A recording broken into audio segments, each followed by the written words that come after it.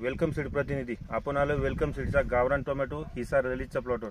काकांनी ललित लागवड केली. काकांकडून जाणून घेऊया कशी राहिली वडील. काका नमस्कार. नमस्कार. आपलं नाव सांगा. माझं नाव सुभाष परसराम खेडकर, गाव पळसगाव, तालुका गंगापूर, जिल्हा छत्रपती संभाजीनगर. काका ही कोणती व्हरायटी लागवड केली आपण? ही आपली ललित आहे.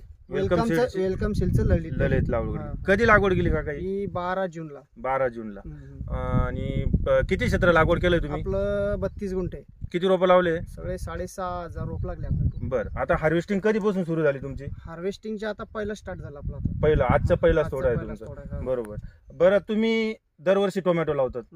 यावर्षी ललित तुम्ही पहिल्याच वेळेस लावलाय.